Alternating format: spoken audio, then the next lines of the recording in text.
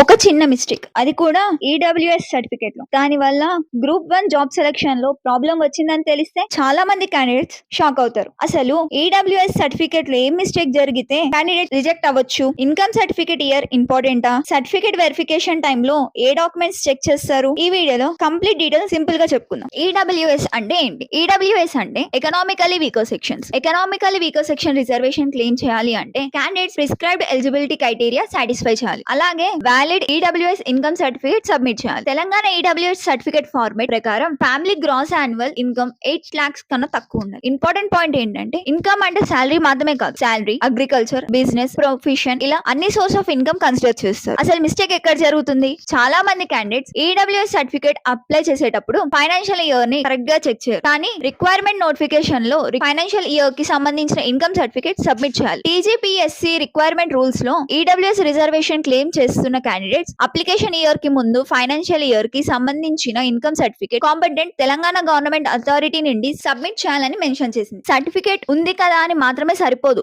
Correct financial year plus correct format plus competent authority plus valid eligibility important. Group 1 certificate verification లో ఏం జరుగుతుంది? TGPSC group 1 notification number 2/2024 process లో candidates ని certificate verification కి పిలిచారు. Candidates original document తో verification కి attend అవ్వాలి. రిక్వైర్డ్ డాక్యుమెంట్ సబ్మిట్ చేయకపోతే క్యాండిడేట్ ని ఫ్యూచర్ ప్రాసెస్ కి కన్సిడర్ చేయకపోవచ్చు. అంటే ఎగ్జామ్ రాసాం, ర్యాంక్ వచ్చింది, మెరిట్ లిస్ట్ లో నేమ్ వచ్చింది అని జాబ్ ఆటోమేటికల్లీ కన్ఫర్మ్ అయిపోతుందని కాదు. ఫైనల్ సెలక్షన్ కి ముందు సర్టిఫికేట్స్ వెరిఫై చేస్తారు. ఎకనామికల్ వీకర్ సెక్షన్ లో చెక్ చేయాల్సిన important points: first, financial year correct గా ఉందా? Second, income limit eligibility satisfy చేస్తున్నారా? Third, family income calculations correct గా ఉందా? ఫోర్త్, సర్టిఫికేట్ కాంపోనెంట్ అథారిటీ నుండి ఇష్యూ అయిందా? ఫిఫ్త్, సర్టిఫికేట్ ప్రిస్క్రైబ్డ్ ఫార్మాట్ లో ఉందా? అప్లికేషన్ లో క్లెయిమ్ చేసిన ఇన్ఫర్మేషన్ కి సర్టిఫికేట్ ఇన్ఫర్మేషన్ మ్యాచ్ అవుతుందా? అవన్నీ కేర్ఫుల్ గా చెక్ చేయాలి.